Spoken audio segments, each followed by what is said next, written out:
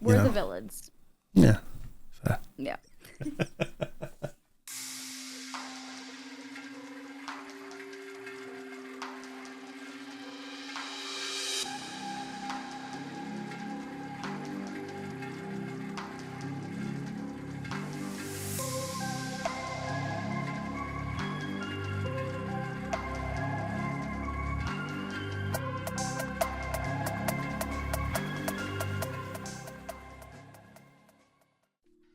Hi, I'm Lua Stardust. I am an alternative model, cosplayer, TCG and TTRPG content creator. There's a lot of things under that belt. I am one half of the show Scrybabies. We are a Magic the Gathering gameplay and podcast channel. It's myself and Tori the Bass. We're women led and release episodes every other Friday and Wednesday. Awesome. Thank you very much for joining me and hanging out while we have this conversation about your experience and journey through Magic the Gathering. I'm going to jump straight into it, and we're going to get right to the root of it, to the core of where you started this adventure that you're on. Magic the Gathering, it's a card game. It's got cool looking artwork. When did you first notice it existed in the world? So I was born in 1993, so I was born literally the year of Magic. And when I grew up, I was mostly like in, like first grade, kindergarten. I think a lot of people were playing Pokemon and Yu-Gi-Oh! That was like the big thing because the shows were big. Magic was around, but it was not like the top dog at the playground. Like it was very much the other two. And with that, I knew Magic existed, but it was not on my radar. I would see it when I would go to the LGS to pick up Pokemon cards or the baseball store to pick up cards, stuff like that. And then I think in like the early 2000s, there was a book by Ned Vizzini where they referenced playing Magic the Gathering. And when I read that, I was like, oh yeah, that's that card game that I heard about. I think I'm gonna pick some up. So I picked some up, and I loved the art for Magic. I thought it was really beautiful. So I just started collecting packs. Not playing the game. I was actively playing other games, but that was like the one I just bought because I thought the art was pretty. That's fair. Yeah. Okay. Do you remember what the first set was you picked up? Oh, I don't remember, but I know that like my mom found like, oh gosh, I always talk about this. So we grew up kind of on like the lower, poor, almost poor, but not quite poor, like the lower middle class, right? Mm-hmm. But probably a little bit lower than that too. And so we had lost our storage unit because my mom couldn't afford to pay it at the time, and I lost all of my card collection, my entire like every single Pokemon card I owned, which was everything except of Charizard, right? Like it was just like Wow. massive collection, and my Magic cards were included in that. Except recently she found a pack of like a little pile of like 20 cards. Can't remember the set name. If I remember it, I will send it to you after. But it was cool because it felt like a little like timestamp of when I started playing, and there's a couple cards that were like like $10, so I was like, okay, that's good for me. Okay. But yeah, I can't remember the set name, but when I like actually started playing, the first set I played was Call Time, so it was fairly recent, about 3 years ago. Okay, nice. So what got you playing? Like you started collecting a while ago, and then obviously Call Time's only a couple years old now. So what got you? What made you actually start picking up the cards and playing them? I had moved to Virginia during the pandemic.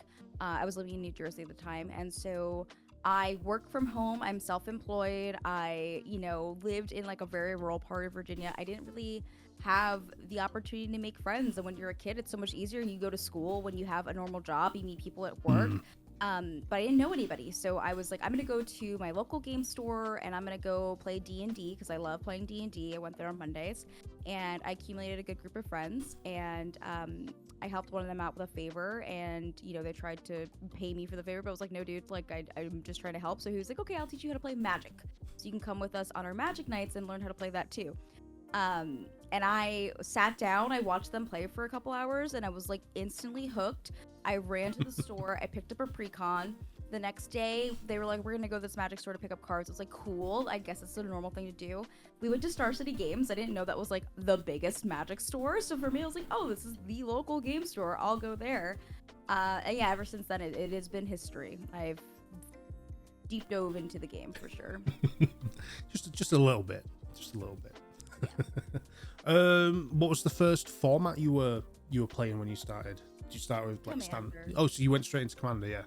Yeah, and I recommend it and I don't, right? Because I think Commander is like the format that everybody gets introduced to because it's such a social game. It's really fun. It's really diverse and creative, but it is hard to learn mechanics. So I always recommend like if you're getting started, like yeah, if you want to pick up that Commander deck, that's fine. But maybe play some Limited, maybe play some Arena on your phone. Like try to get the basic mechanics. It's a very complicated game, like way more than I think it needs to be sometimes, because there's so many different mechanics and so many different things happen.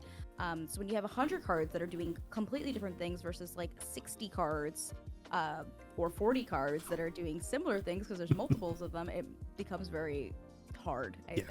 Yes, I agree. Yeah. I agree.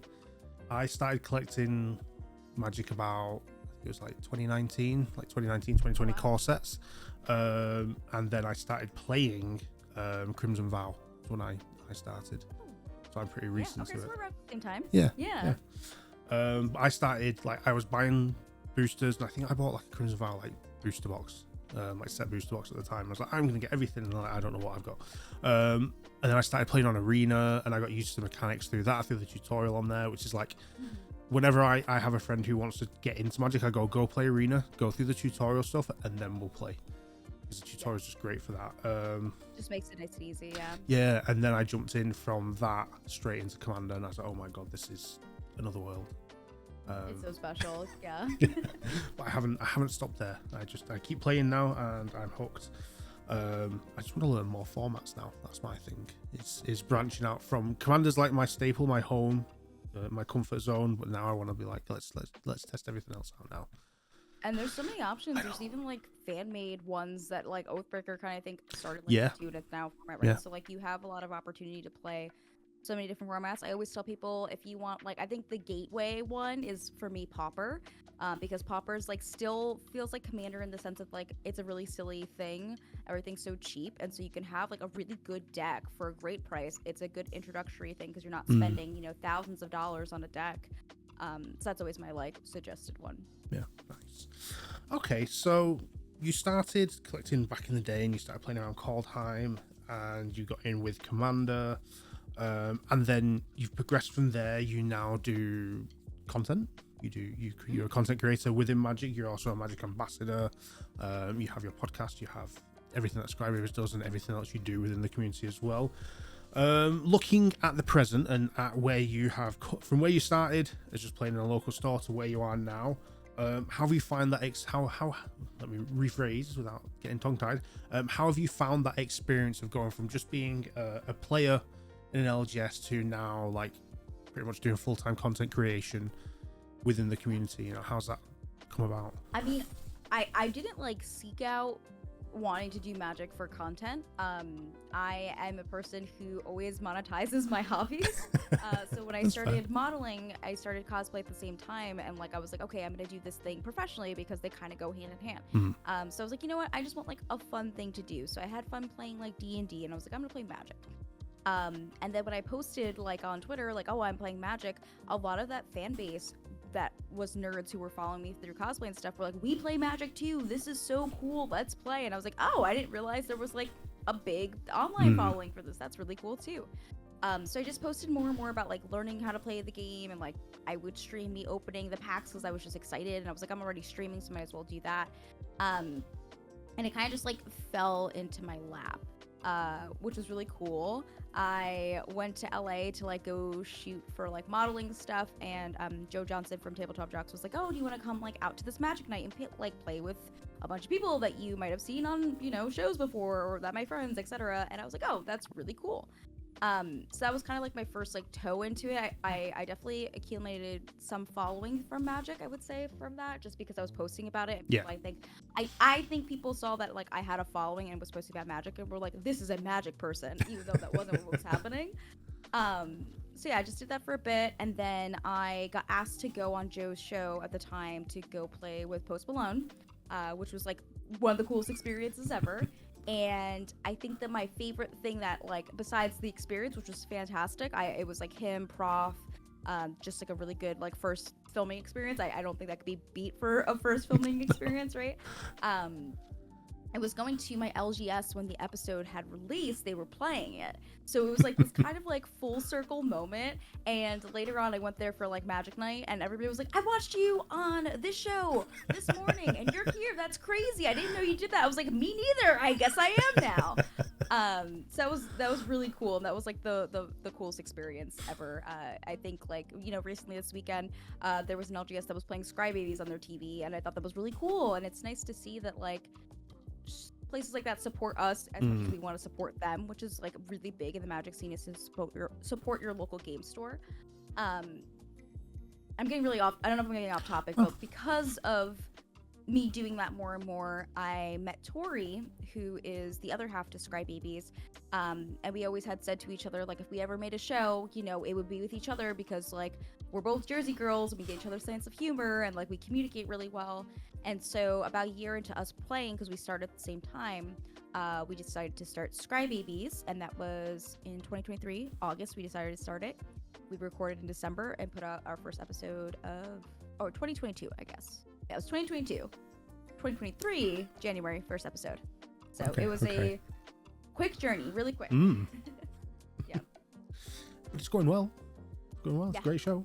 It's one of the, like, out of all the Commander gameplay shows I watch, I think Scry Babies and Commander at Home are like my top two that I watch these days.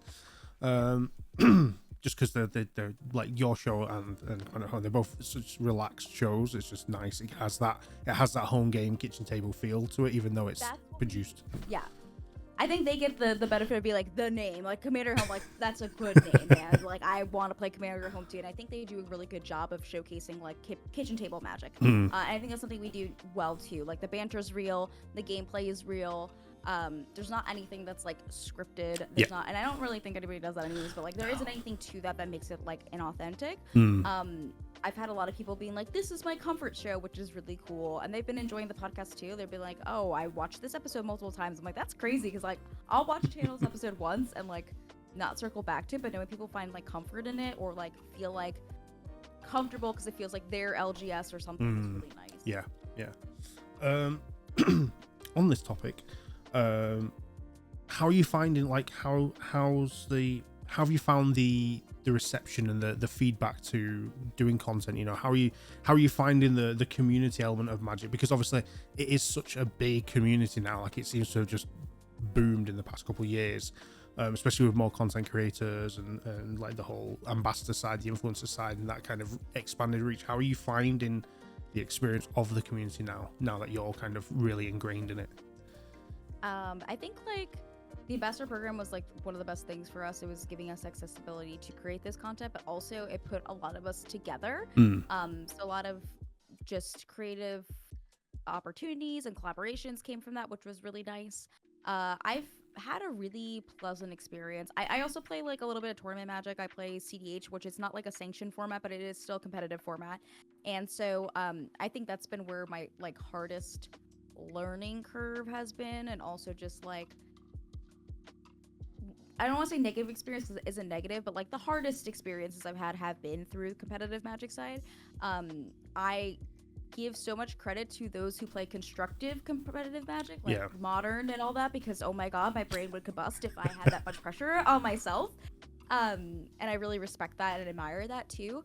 But I think like I don't want to say privileged, but I feel like I've been privileged where like my community has been so wonderful. Like our Discord community for Scry Babies is like my favorite place to be. I barely use Discord because I'm a boomer. I'm using it right now when we're on call, but like I never use it except for our Discord because the community is so healthy and sweet. I think the biggest community for Magic is on Twitter.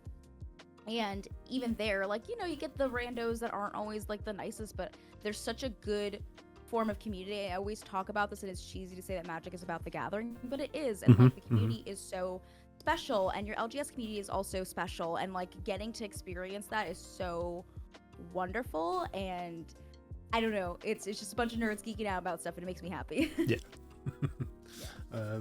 Yeah, I agree. So where I live, I don't have an LGS close by. I have to go into the city to go to my nearest LGS. And yeah, I went to one the other week for Casual Commander. I'm saying it that way because we played one game. It lasted 3 hours, and on turn 2, the guy was playing Mana Crypt and Mox Opals. I was like, hold on a minute. Um, but it was casual. I mean, we were hanging out, but I was playing with people I never met. There was like 20 tables going, 20 pods at a time. And yeah, it was my first time there. It was super welcoming, super open. Yeah, the community's great. I mean, I like have a lot of social anxiety, and like Magic has been the easiest way to, like, for me to socialize with people, because there's like a very strict common ground that we have, right? Like, we're all gonna play these cool cards, cast these cool spells.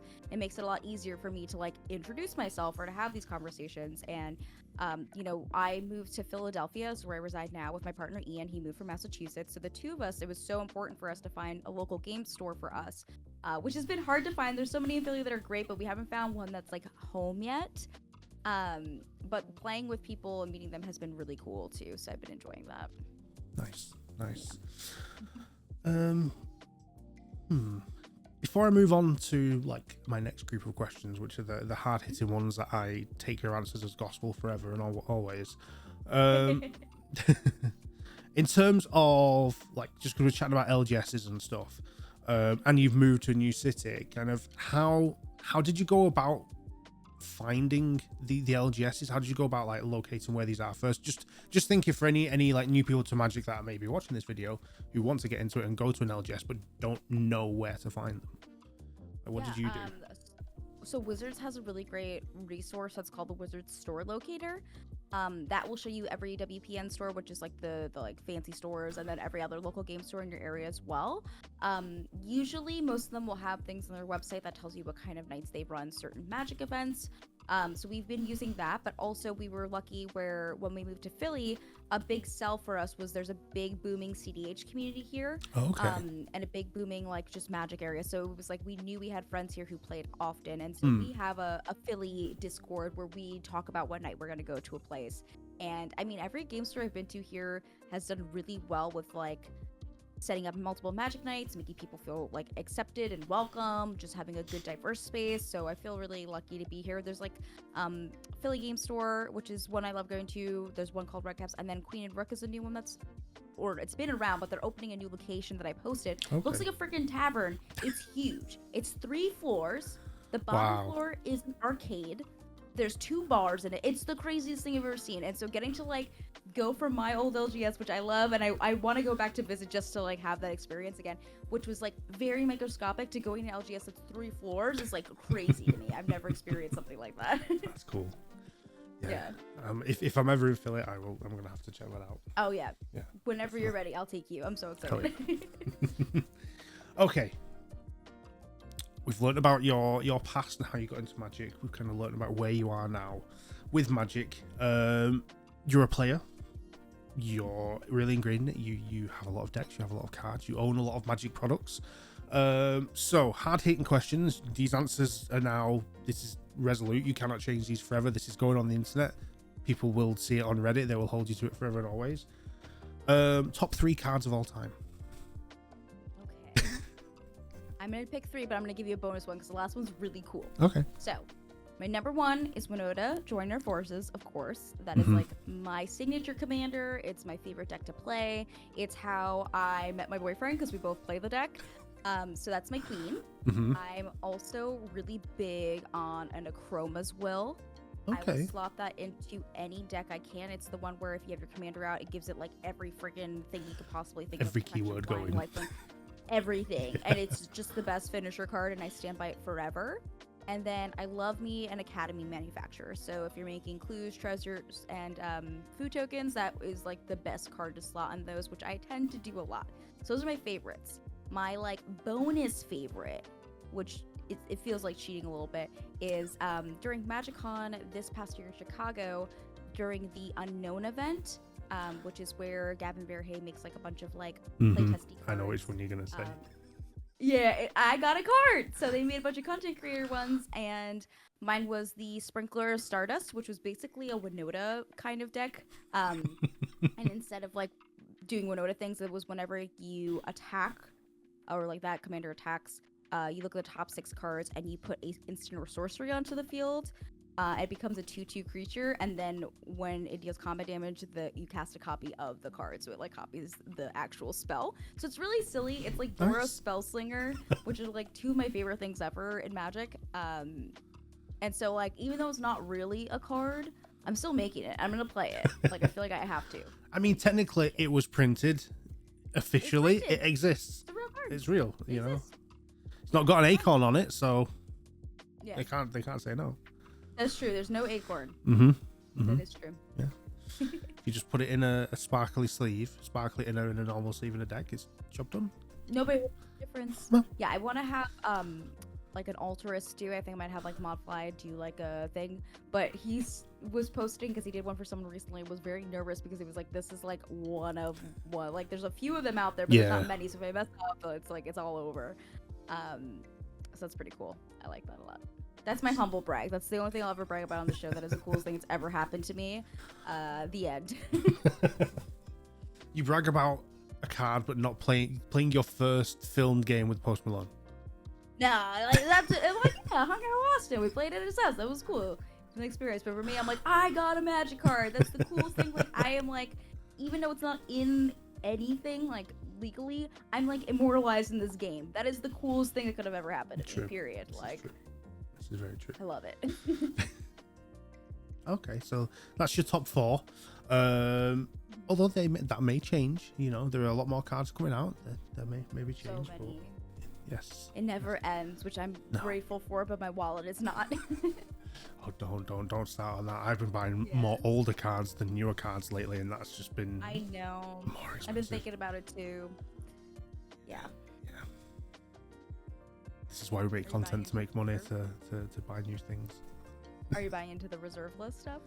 I was at a Command Fest a couple of weeks ago in the UK. Our UK Command Fest, and I did my first ever card trade ever, and I managed to trade enough, and I got a Grim Monolith, Nimmin Grim Monolith. So I am in the reserve list now. I've started, and now it's like, oh no, there are more. It's like, I don't know, they're always going to have value, right? So Exactly, yeah. Investment. Yeah. People invest in properties and other stuff. If you want to invest in your cards, I think that's really good, right? Yeah. But also, yeah. I mean, I'm an enabler. Yeah. For Magic cards. I'm sorry. I'm same. I got a lot of my friends into Magic, and then I'm like, look at these really special ones that cost 3 times as much. You want those too, don't you? Like, yeah. That's a good thing. Like, as much as we're talking about all the sets coming out, like I have a D&D play group where we're recording to go live on the internet soon, but none of them really play Magic, and so I've been talking about it so much, and they've been slowly getting into it, and it's so easy now because there's so many IPs where, like, if somebody's not interested in Magic originally, you could be like, here's Jurassic Park, here's Fallout, here's Lord of the Rings, and people will gravitate towards that, maybe fall in love with the game, and then play other stuff too. So it's probably like the best time to be a new person learning Magic. Oh yeah, definitely. I've had a few friends that are big Fallout players, Fallout and Warhammer. I had a friend who's like diehard Warhammer. He paints. Those were great. He paints the miniatures. They're in like White Dwarf magazine in the UK and stuff. And I like, here, try this Necron deck. And he's like, I don't know what to do. He's like, I'll tell you everything you do. You just play it. And he's like, he's been looking at it. And he's like, And I was like, I've got that miniature. He's like, maybe I should get the other deck, another deck, and just see. I'm like, there you go, you're in.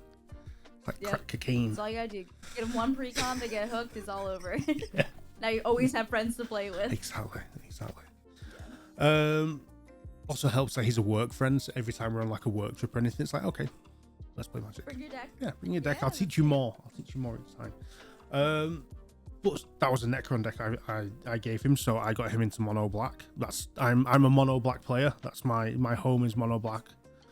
That's where I started too. I started with like a Golgari deck and some other stuff, but then I really tried to brew a lot of mono black, which I have quite a few mono black decks. Enjoy it. Yeah, I don't know I don't know if it's like the inner goth in me or the little like metalhead from back in the day, but yeah, just mono black stuff just always resonates with me. I have branched out, you know, for those watching, I have branched out. I have decks that don't have black in now, but not many, unfortunately, mostly. But speaking of really weird segue. But speaking of colors, what are your? I mean, I know we know and everything, but what are your kind of favorite colors to play when you started, and like now, what do you resonate to? When I started, I was really big into like Golgari, the green and black magic cards. I really liked how they worked together, and now I think I'm very into like Teamer. I think is my favorite. So like red, blue, and green. Red is like my most staple through every like CDH deck I play. Through everything else, it's like the color I gravitate towards the most right now. But I really like red plus blue, and the splash of green has been like really nice for me. I've been enjoying that a lot. Yeah. I also really love white cards. It's hard. All the colors are so good. I don't think there's a worse color now. Like everybody used to argue that like green or white was, and with the amount of cards that are coming out, like white is like so viable and so good now that like it's just chef's kiss. Yeah. You know, green maybe could use work. I don't know, but it's definitely getting up there. So I have no complaints. Every color is great. Wooburg forever. If I could play Wooburg decks all the time, I would. I have so many Wooburg decks just because I like all the colors. Nice. Yeah, I play Wooburg, but I play it as like I'm playing a colorless deck, but it's like secret Wooburg as well. So I run like Urtet and stuff like that. So it's just all me, but he's Wooburg, so I get to splash a bit of everything in support. Which is always fun. Are you excited for the like 6-color Eldrazi deck that's coming out? So here's the thing. I'm a massive Eldrazi fan. I love anything kind of like Eldritch and weird. Like I have custom Eldritch Moon kind of pennant up there. But yeah, I have my own Eldrazi deck that I brewed. It's a Crufix. It's a secret Eldrazi because it's Crufix.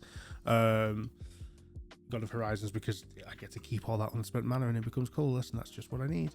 But I did buy the Commander Masters Eldrazi deck. I was a bit disappointed in it because it only had 10 Eldrazi in it. You know, it's a 100 card deck and it only has 10. But I've seen the Modern Horizons one. I'm interested. I think it's gonna be good. I think they're all going to be good. The precons lately are just so high powered lately. Very good. Very well done. Yeah, I really liked the OTJ ones. I was really happy with those, so it's been fun to play them. Yeah, I picked up the Spellslinger one, the Stellarly one. I've got that. And a friend of mine's got the Uma one. And that Uma one's just amazing. Yeah, there's some really great ones. Yeah, I'm interested to see. It's still a bit weird, like Modern Horizons getting commander decks, but you know, it is weird. Yeah, it is not my. I didn't expect that, but I'm not gonna complain about it. I'll take it. No. As a commander player, I'm happy for more commander decks. I understand like the reason behind it. Commander has become like this, you know, insanely popular format. So why would you not cater towards that? But even saying that, most of the Modern Horizons kind of sets that have come out, like 1 and 2, you know, a lot of the cards from that are now commander staples that people run. So, you know, they're not. You make a card, you don't make it for one specific format. You make it for all, because then everyone can play it. So my hope is that, you know, there's going to be some great cards for modern players, and obviously there's going to be a ton of ridiculous cards for commander players to break. There's gonna be a lot from stuff they've spoiled already. Yeah, there's gonna be a lot. I do not envy a modern player right now. No. Period. No. It seems like the format just completely changes every time there's a modern set comes out. It's like, okay, let's break that and let's rebuild it to whatever it was, and everyone's like, huh? Like, hear me out. I love a broken card. I love a broken commander. I love a commander that cheats things out. That is like my thing. Give me a couple, not the whole set. Oh my gosh, the stuff you've seen already. Yeah. It is just, like it is a lot. So I am like both nervous and excited to see what people make from this set. Yeah, I'm looking forward to the previews, because for those watching, time of recording, we're like a week and a bit before preview season. So yeah, I'm excited to see like what else, like what's being previewed that hasn't unfortunately already been spoiled or leaked. Yeah, I'm excited to see what crazy shenanigans are going to be coming out, because I've already seen a lot of broken stuff and I'm already very hyped for it. Yeah. So, yay, more Eldrazi. Bring Emrakul back. I'm happy. Yeah. We're thrilled about Emrakul. Yeah. They just need to unban Eon's Taunt and we'll be fine. I want a lot of stuff unbanned. It's okay. I'm like, bring back Paradox Engine and other stuff. Let's see. Yeah. You made the card. Let us play the card. The end. Okay, so we went on a little bit of a tangent there, but we were chatting colours. Commanders. So we know who your all-time favourite commander is. That's very obvious. But currently, at this current time, this current moment, what commander decks are you running that you're like, this is like becoming a new favourite? Not the ultimate favourite, but a new favourite. I've been loving the Aragorn the United deck. I think it's called, or Uniter deck. It's the 4-color one where he's just really cool. So it's when he comes out, he has 4 different modes on him. So if you cast a white spell, you make a 1/1 white soldier. If you do a blue spell, he scries. You do a red spell, it does 3 damage to any opponent, and then 4 +4/+4 when you cast a green spell on any creature. So it's just like you cast a bunch of like multicolored spells and you do cool things with them.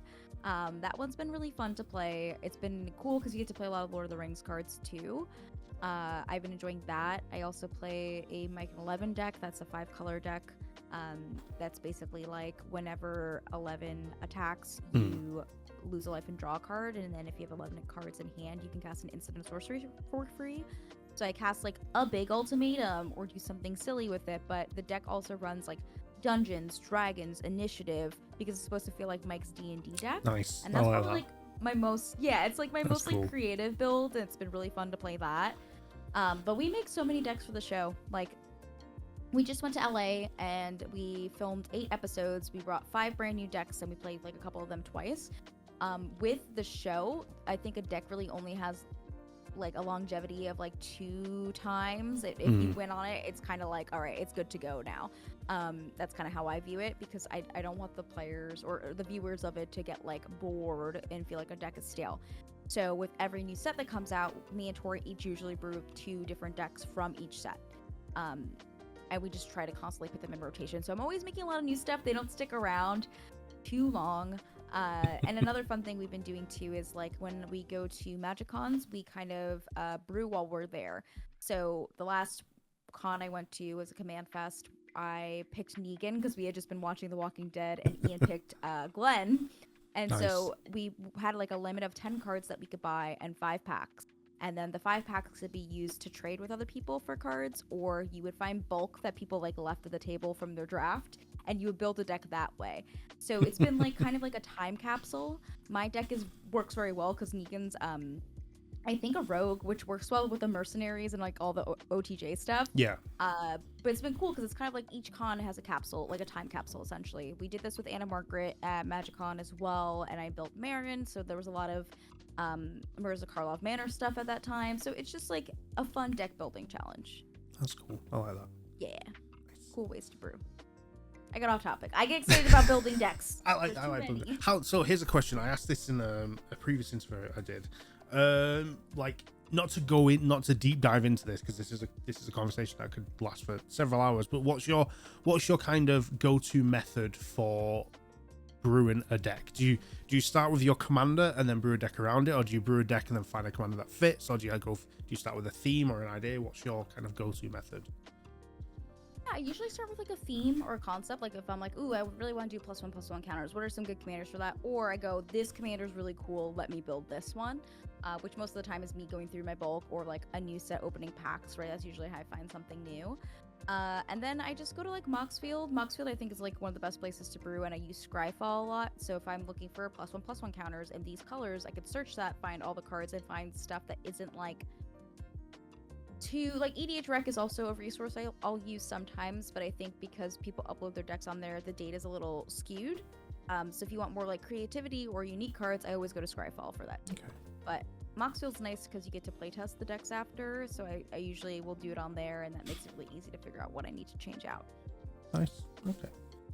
Yeah, because my go-to method these days is let's think of a concept or a story that works, and then build a deck around that and find a commander that kind of is a good utility to add to that. That's not going to be like having my commander on the battlefield isn't like the be all and end all of my deck, but it's that extra utility that just boosts everything that's going on. I think that's important too, because now, like, with the amount of removal and like, Yeah. especially in CDH too, like, if there's like a Draft Magistrate out or something that's just making it so you can't cast your commander and your deck relies on your commander, you're just kind of screwed out of the game. Yeah. And it's no fun. I don't think really I people play Dranites in casual, but I do. you play. I've got Draniff Majesty. Yeah, I've got a Lacer Shroud of Dusk deck. Oh, That's okay, that makes sense. Yeah. it's got Draniff in there. It's got Avacyn Angel of Hope, Grand Abolisher. You like stacks and scary cards. Only in that one deck. My other like main deck that I run is Shield of the Apocalypse. So.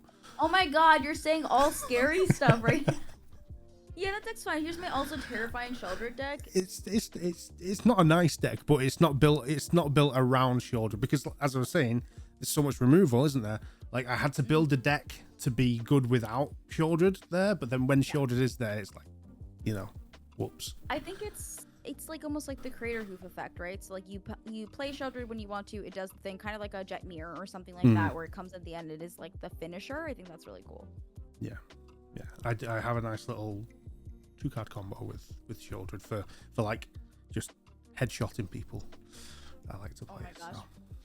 My sideboard for when I play with you will have a Drain of Magistrate at all costs. That's fair. Yep. Yeah, that's fair. Yeah, but it's not. It's like it's got crazy cards in and stuff, and like I've got like Blight Steels in there, Dark Steels in there, all the Colossus and stuff, and then I have like I can cheat out Merit Lage with Thespian Stage from Dark Depths, and then you put Glistening Oil and give it Infect, so it's a 20/20 flying indestructible Infect, and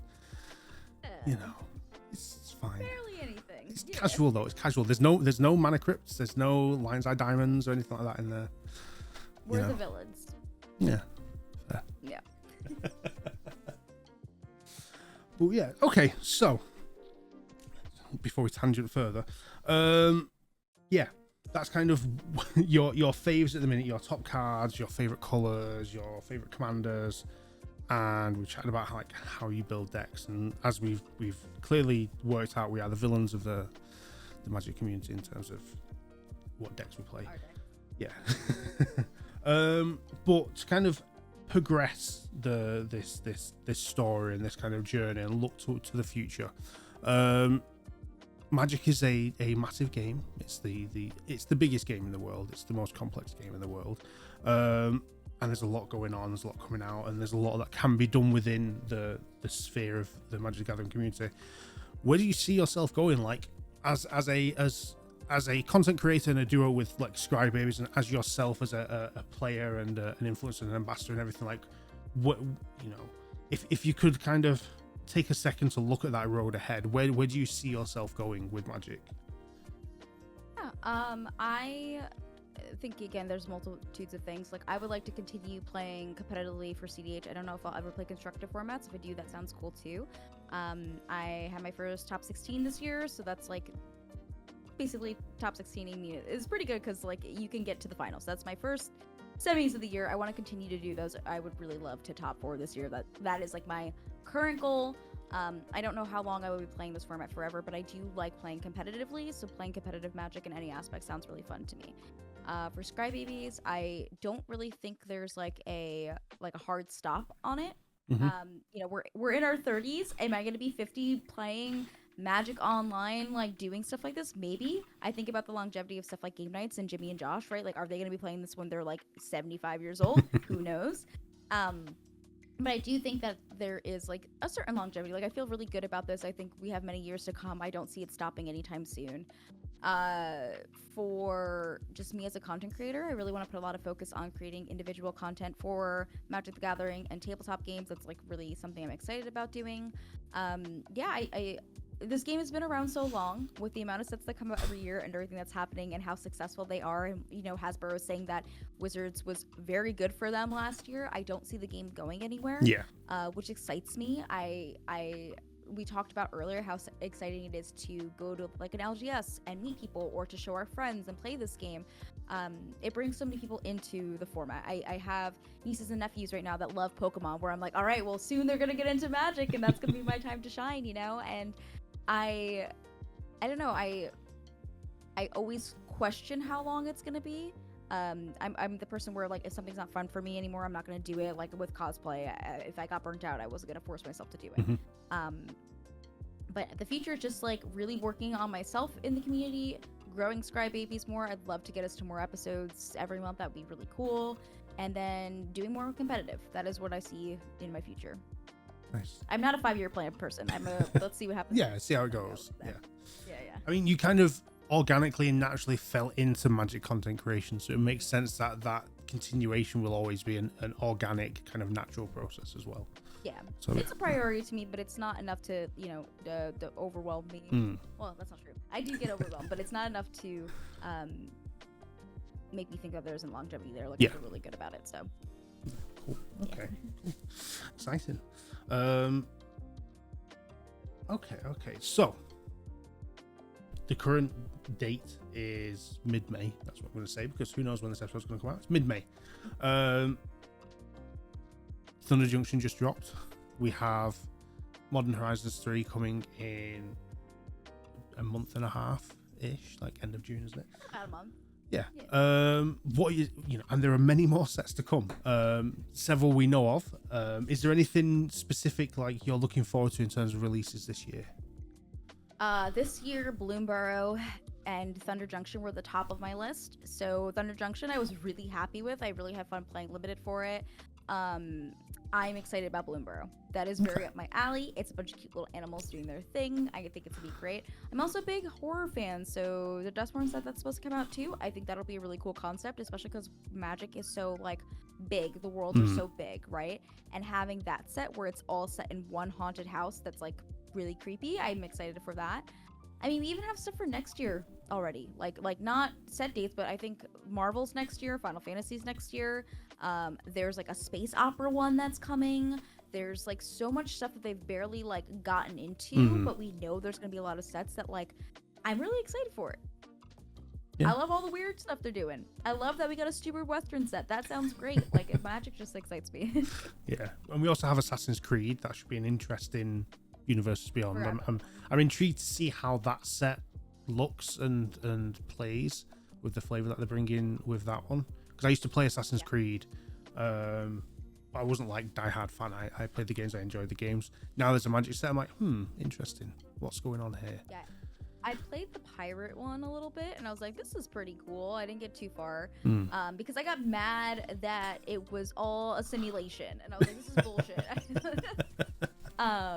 And then I also know that they're doing like historical figures for the Leonardo da Vinci's going to be a card you can play. Cleopatra, that stuff seems interesting to me too. It's very different from them, but I'm excited to see where that goes.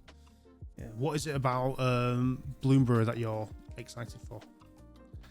They're just cute little guys. It reminds me of The Secret of Nim. I don't know if you ever seen that movie. It's a Don Bluth film. But there's literally a character, her name's Mabel, she looks like Miss Brisby, and it's just like giving me the vibe of like the small little dudes fighting the big guys, just having fun, doing their thing. It reminds me of like Lord of the Rings a little bit, where it's like cute little hobbits and you're excited about them and they're doing fun stuff. Like, it's literally that. And Jace is in there and he's a furry. Everybody has a fursona. Yeah, Crazy. There is that. Yeah, don't know why, but I love it. The precons look really good. Excited about those. There's a lot to be excited about. I love little critters. I love a lot of little critter decks. Like, I had a Chatterfang deck, and like other stuff like that too. So I'm just excited about it. It looks cute. Looks like it's gonna be fun. Some of the cards look like they'll be strong too. So. Yeah, I think it'll be a good onboarding set for new younger players as well.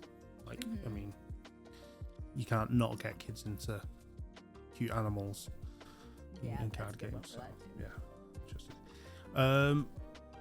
Dustborn's a set I'm looking forward to. I've had like a lot of people I've spoken to, and some of the interviews on the channel as well have mentioned Dustborn. I'm a horror fan, a sci-fi horror fan, and everything.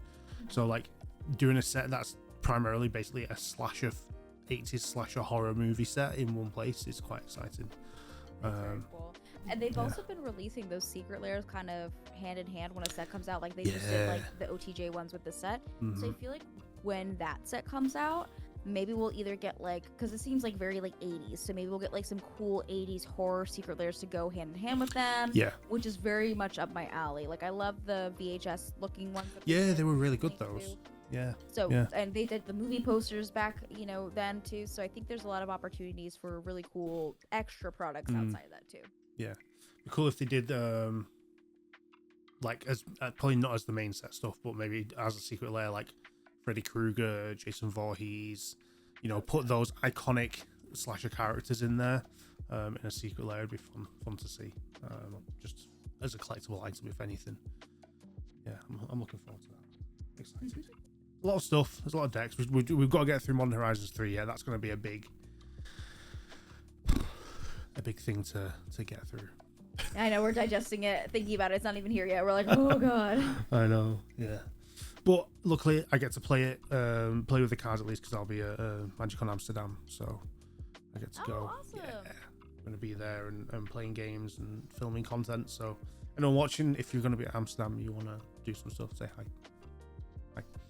But yeah. I'll be honest, I have no more questions on my list of things to go through with you in this conversation. The only thing I have left to say is thank you very much for agreeing to jump on and share with us your story and your journey within Magic. Thank you for having me. Yeah. Before we go, we've got to shill the things and showcase where people can find us and what to do. So please, again, anyone watching, if you do not know who Lua is, then you've just spent the past 45 minutes in a daze. But for those that don't know who you are, or where to find you even, can you please let everyone know all the things and where to go? The easiest way to find everything is going to scrybabiesmtg.com or luastardust.com. That links to every website, every platform that we have. We're on YouTube. We do release new podcasts every other Wednesday, gameplay every other Friday. And if you want to check those out, please come support our channel. There's a lot of things to say. There's a lot of ways to support us for free. Just like the YouTube video you're watching right now. If you like this video, you have to like. That's always good. Comment, subscribe. YouTubers say that. It might sound repetitive and annoying. It is the most free way to support any channel that you know and love. That is all I got. So thank you for checking this out. Thank you for having me. Yes, thank you very much. Subscribers have a Patreon as well. So if you do have the spare change and you do want to help them out, by all means, go put money there. You get onto the Discord. You get to play games with people. It's fun. Do it. Do the things. But with that, yeah. For those watching, thanks for hanging out with us. We'll have more episodes coming soon. We've got more shows on the channel. We've got the podcast. We've got the Commander gameplay shows. We've got more interviews, non-stop interviews. So yes, do the things, help us out, feed the algorithm, and yeah, we'll see you next time. Peace out.